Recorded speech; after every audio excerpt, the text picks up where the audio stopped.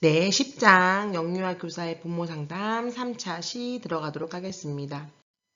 지난 시간 부모와의 소통, 부모 상담, 부모 상담의 실제에서 성행동 문제에 어려움을 겪는 자녀의 부모와 상담하는 것까지 중간에 했습니다. 그 다음에 이제 마저 성행동 문제에 대한 상담 내용 다시 한번 들어가도록 하겠습니다. 성행동 문제 선주, 선민이 지난 시간에 함께 읽었지요. 기억을 더듬으면서 다시 한번 살펴보겠습니다.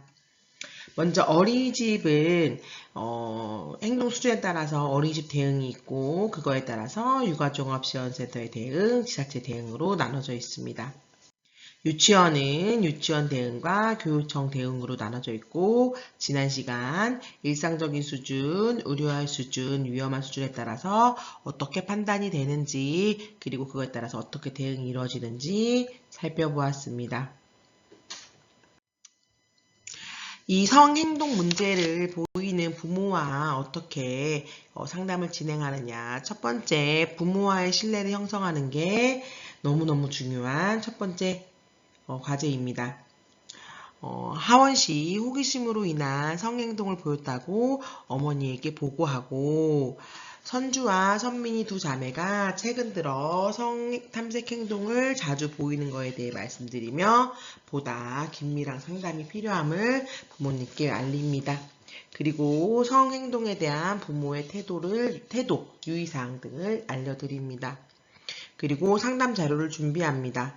성행동 관찰 기록지, 성행동 문제 대응 매뉴얼 이러한 것들을 준비하고 상담 일정을 잡습니다.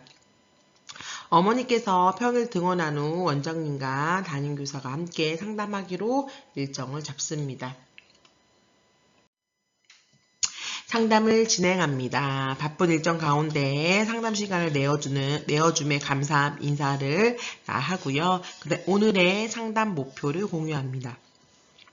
선주와 선민이의 성행동 문제에 대한 양상을 공유하고 성행동 인지와 초기 조사 시 유의사항을 안내합니다. 기관에서의 대응 매뉴얼에 따른 지도 절차를 안내하고 우려할 수준을 지나 위험한 수준의 문제로 악화되는 그러한 것들을 예방하기 위한 지도법을 안내합니다. 우리 전 시간에 배웠지만 우리 일상적인 수준인지 우려할 수준인지 위험한 수준인지에 대한 판단 기준이 있습니다. 이러한 판단 기준은 이제 주의 전환 가능 여부, 지속성 및 반복성, 은밀한 행동, 강요 및 폭력성, 심신의 피해 발생 등을 통해 판단합니다. 그리고 원에서의 지도 방법을 공유합니다. 예절교육의 형태로 충분한 설명과 지도를 하고 있고 단순한 호기심으로 인한 성행동이라 할지라도 은밀한 곳에서 반복적으로 지속되지 않도록 관찰을 할 것임을 알려드리고 특정한 친구에게 지속적으로 불편감을 주게 되면 그 유아의 보호자에게 어머니께서 책임 있는 사과를 할 수 있도록 요청할 수 있음을 알려드립니다. 그러면서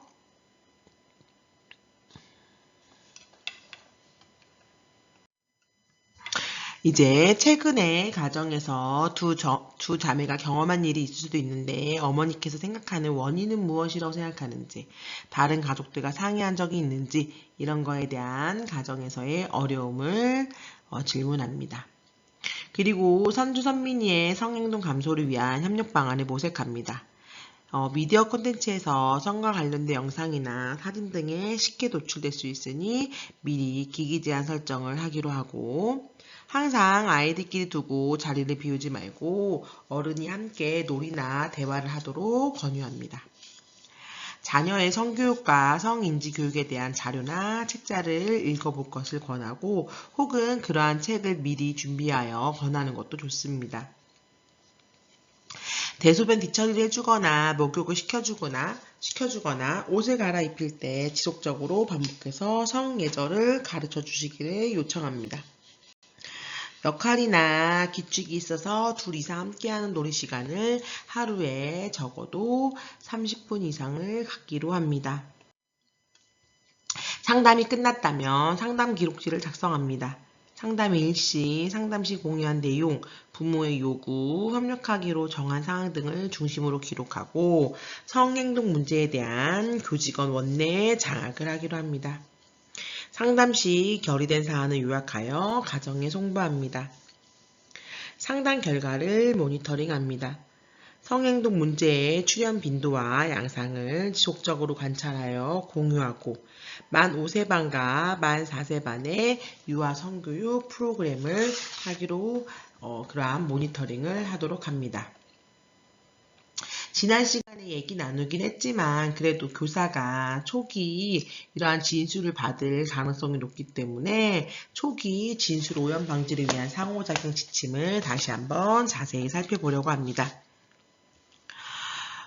성행동 인지를 처음에 했을 때 이제 침착하게 대응하고 평소와 다른 충격적인 표정이나 굳은 표정, 긴장된 어투를 드러내지 않아야 하고 영유아의 자발적인 진술, 표현이 가장 중요합니다. 그렇기 때문에 주의 깊게 듣고 관찰합니다. 신체적 증상을 호소하거나 또래 관계를 호소하거나 비언어적인 표현을 관찰합니다. 그러면 초기 진술 오염 방지를 위해 어떠한 지침들이 있느냐? 첫 번째는 잘 듣고 있다는 비언어적 메시지를 전달합니다. 자세를 낮추고 눈맞춤을 하고 끄덕이고 집중해서 듣습니다. 마지막 언급을 반복하면서 아 그랬구나 뭐뭐 했다는 거구나 하면 반영적 경청하기를 합니다. 그리고 괜찮아, 천천히 듣고 있을게 라는 공감적 이해와 안심을 유도합니다. 무슨 일이 있었는지 말해주겠니? 하는 등의 개방형 질문을 해야 되고 이제 괜찮아, 선생님이 알게 해줘서 고마워 라는 어른이 도와줄 수 있음을 신뢰하도록 해야 합니다. 피해 영유아, 행위 영유아, 주변의 영유아 등 어떤 아이에게도 상황에 대해 추궁하거나 답을 암시, 유도하는 폐쇄형 질문, 반복적 질문을 하지 말아야 합니다. 그리고 예단, 편파적인 질문을 삼가해야 되고 질문자의 유추, 자의적 해석을 통한 예단하는 질문이 영유아의 초기 진술을 오염시키게 됩니다. 아이가 보거나 들을 수 있는 데서 다른 성인과 이야기를 나누거나 통화하거나 걱정하거나 화내는 언행을 금지해야 합니다.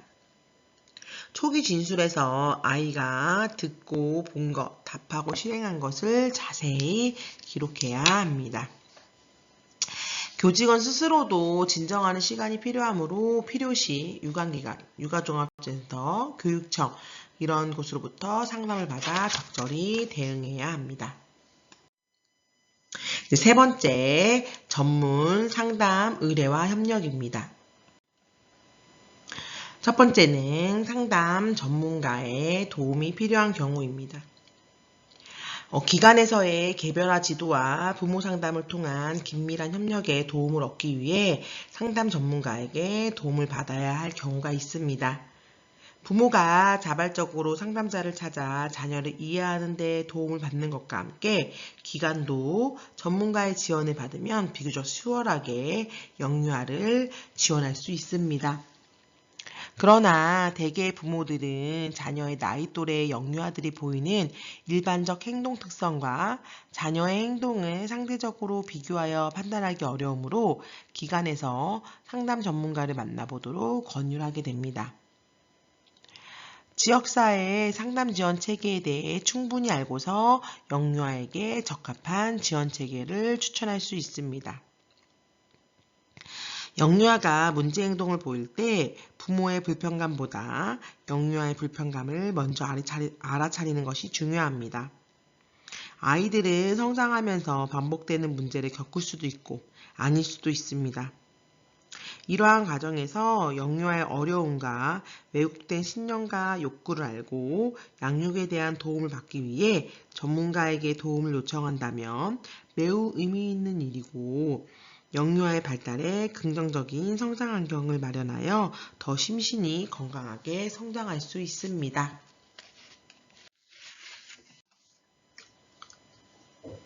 부모가 상담에 대한 선입견으로 인해 상담이나 전문가의 도움을 거절하는 경우가 있는데 어떤 경우에 상담을 선택하고 기피했는지는 중요한 문제가 아닐 수 있습니다. 중요한 것은 영유아가 경험하는 불편감, 스트레스, 부적절감, 좌절감, 분노감 등이 발달적으로 영향을 미치는지에 대해 살펴보아야 할 것입니다. 아동 상담이 필요한 영유아의 주 호소 문제를 보면 지금 표에 보시는 것처럼 다음과 같습니다. 이와 같은 어려움을 겪을 때 아동 상담 전문가에게 의뢰하는 것이 바람직합니다. 주요 문제를 살펴보도록 하겠습니다. 첫 번째, 발달 문제입니다. 발달 문제에서는 발달 지연, 신체 발달, 운동 발달, 인지 발달의 지연이 있을 때, 또래에 비해 미숙한 경우, 또래와 어울리지 못하고 또래의 놀이에 관심이 없거나 놀이가 안 될 때, 손 아래 형제에 비해 발달이 늦거나 미흡한 경우가 발달 문제입니다. 두 번째는 언어 발달 문제입니다. 발음이 분명하지 않을 때 원령을 기준으로 판단합니다. 말을 더듬을 때, 발음이 불분명하고 아기처럼 말할 때, 표현 언어와 수용 언어의 차이가 있을 때, 말이 전반적으로 어휘, 문장 사용 이러한 것들이 늦을 때, 세 번째는 행동 문제입니다. 충동성, 부주의, 과잉 행동 및 이로 인한 문제 행동으로 주의력 문제가 있을 수 있습니다. 반항성, 공격성, 분노, 화에 대한 표현이 강하고 행동 조절이 안 되는 경우, 이로 인한 주변 사람과 갈등이 심해질 때 행동 문제일 수 있습니다. 행동 문제로 기간 적응, 또래 갈등, 부모와 관계 형성에 문제가 있을 때, 틱, 뚜렛 증상, 섭식 문제가 있을 때, 자의행위, 성행동 문제, 분리불안, 등교 거부가 있을 때, 그리고 언어 능력과는 무관하게 말을 하지 않는 경우가 이에 속합니다. 다음은 사회성 문제입니다.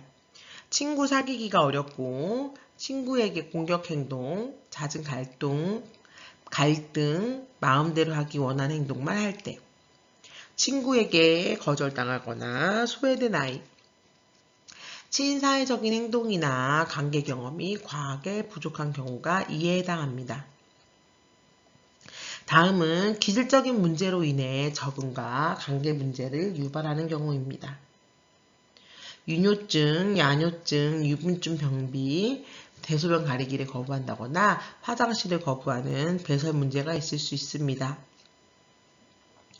부모-자녀 관계 문제, 부부관계, 형제관계, 친구관계 이러한 것들에 대한 관계 문제가 있을 수 있습니다. 우울, 불안, 위축, 악몽 같은 심리적인 문제가 있을 수 있고 학대에는 신체학대, 정서학대, 성학대, 방임이 있죠. 이러한 학대를 받았거나 급작스러운 사건에 노출되거나 사별, 이혼, 교통사고 이러한 것들 심리적 외상이 있을 때, 그리고 부모의 정신과적인 증상, 그리고 유학이나 이사, 동생 출산, 입학을 준비하기 위한 예방적 접근으로 상담 전문가에게 의뢰하기도 합니다. 그리고 부모의 미숙한 양육으로 인해서도 전문 상담가를 찾기도 하고요. 양육 거부에 대한 것도 주요 문제가 될 수 있습니다. 이렇게 주요 문제를 살펴보면 우리가 앞에서 살펴보았듯이 영유아기에 흔하게 일어나는 질병, 정신적인 질병과도 연관이 되어 있지요. 그래서 앞에서 살펴본 그러한 주요 문제, 주호소 문제가 있을 때는 상담 전문가에게 의뢰되어야 됩니다. 두 번째는 지역사회 영유아 상담 자원입니다.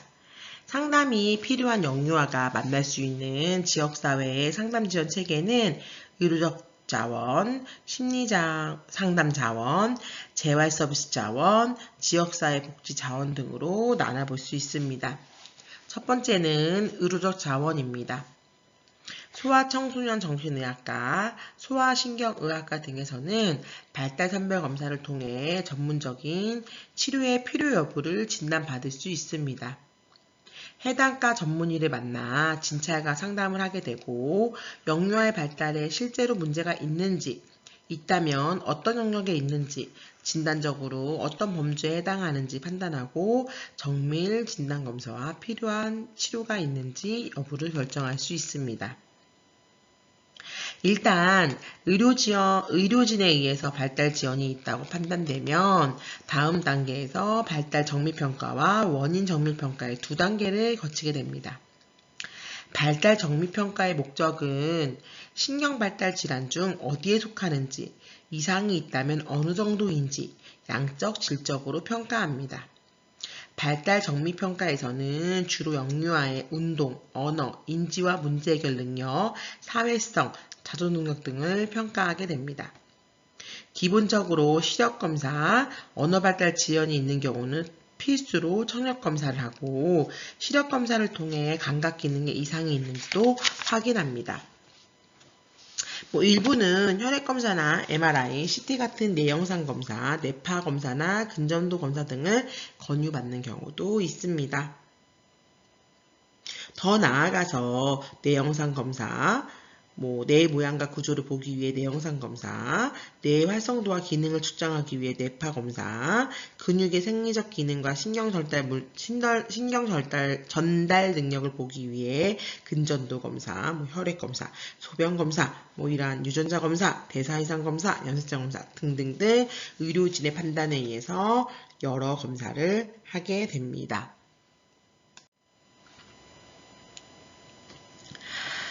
이런 검사가 모든 영유아들에게 필요한 것은 아니지만 많은 경우 추가 검사들이 필요합니다. 발달장애 유무를 진단하기 위한 것이 아니라 원인 질환을 찾기 위한 것입니다. 예를 들어 뇌 MRI 영상을 찍는다고 해서 그 영상에 진단명이 나오는 것이 아니라 발달 지연의 원인이 혹시라도 선천성 뇌 기형이나 뇌 종괴에 의한 것은 아닌지 확인할 수 있습니다. 원인 질환이 있는 경우는 그렇지 않은 경우에 비해 치료 방향이 달라지고 발달 지연에 대한 치료 이전의 원인을 먼저 치료해야 되는 경우이므로 중요합니다.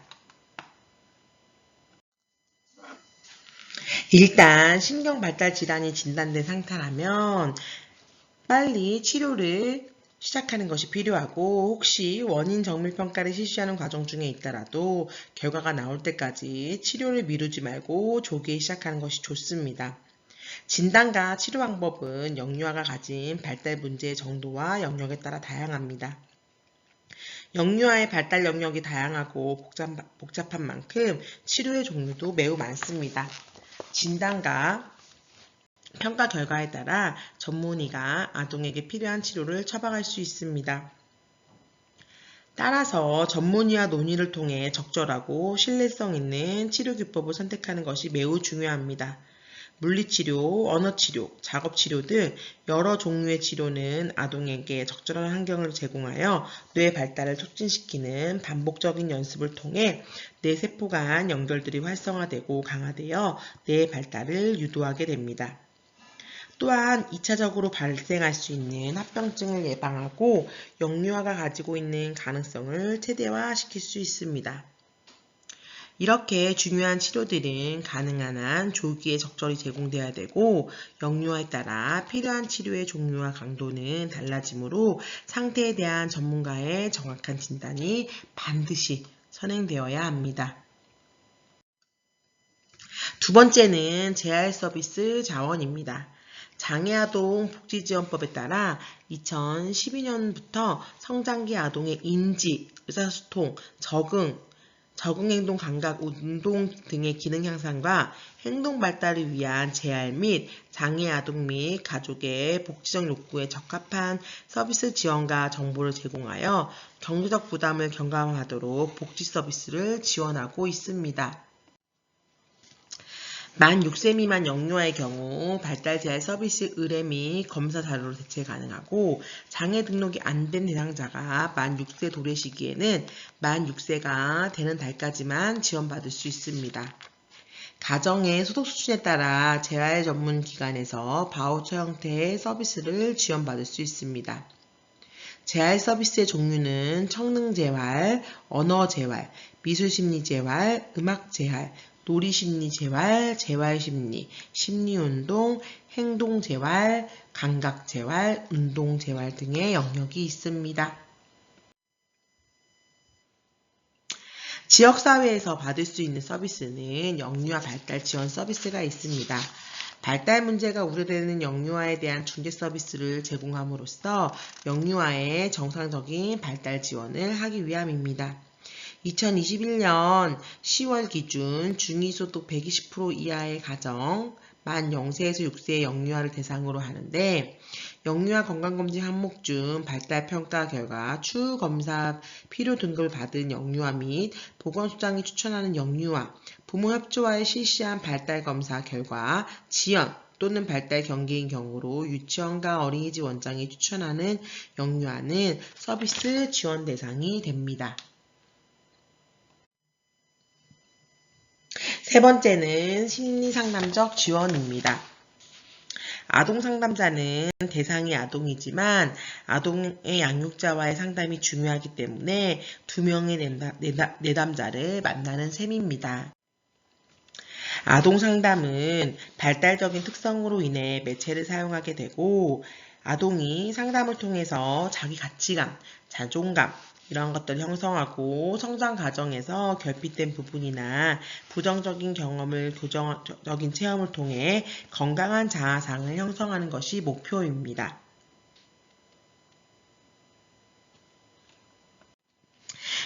아동상담자는 다양한 기관의 상담을 진행하는데 소아청소년 정신의학과, 사회복지관, 사설상담소, 청소년 상담실, 건강가정지원센터, 육아종합지원센터, 다문화지원센터, 학교 내 위클래스 등 아동과 부모를 대상으로 상담을 제공합니다. 해바라기 센터는 성폭력, 가정폭력, 성매매 피해자 및 그 가족 대상 365일 24시간 상담 지원을 하고 의료 지원, 법률 수사 지원, 심리치료 지원 등의 서비스를 통합적으로 제공합니다.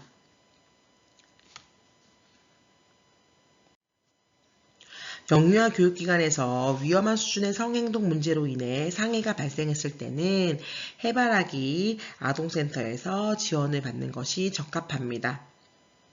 지금 2021년 만 19세 미만 아동 청소년을 대상으로 하는 해바라기 아동센터는 서울, 대구, 인천, 광주, 경기, 충북, 전북에 소재하고 있습니다. 아동보호 전문기관은 보건복지부에서 아동학대 피해 아동을 지원하기 위한 곳으로 피해 아동, 가족 및 학대 행위자를 위한 상담, 치료 및 교육을 위해 지역별로 위탁 운영되고 있습니다. 아동학대 신고 의무자로서 교사는 영유아의 아동학대가 의심될 경우 국번 없이 책의 내용이 잘못됐습니다. 지금은 112로 통합되었습니다.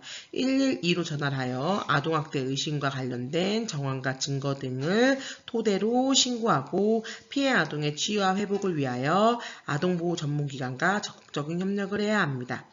예전에는 국번 없이 129로 아동학대 신고를 하였는데 지금은 통합되어 112로 바뀌었습니다.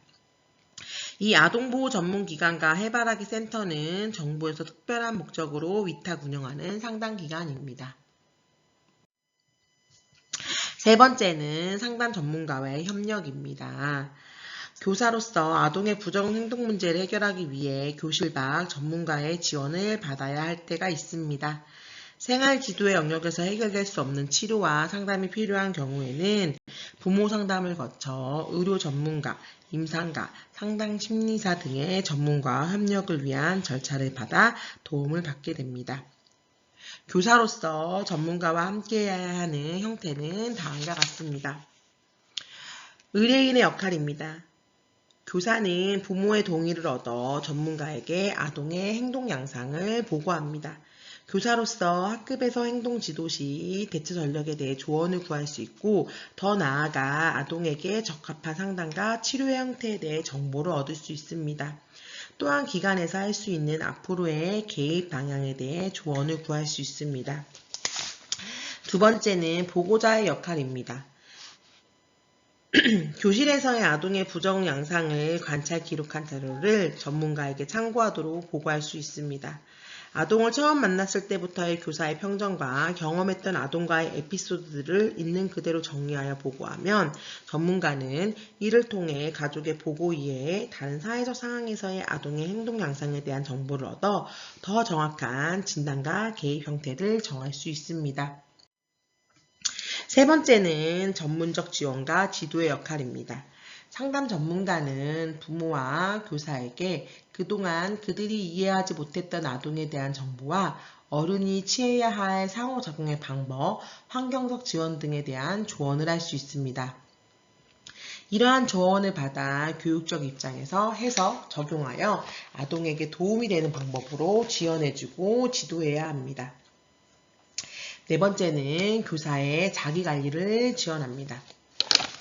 부적응 아동을 지도하느라 다른 아동들에게 오히려 관심을 적게 주는 것에 대한 죄책감, 부적응 아동에게 적합한 지도와 지원을 해주지 못한 것에 대한 자책감으로 인해 심리적으로 위축되기 쉽기 때문에 전문가들의 도움을 받아 교사로서 가져야 할 태도와 자세에 대해 안내받거나 그동안의 노고에 대해 부모가 위로를 받듯이 교사도 위로를 받을 수 있게 됩니다.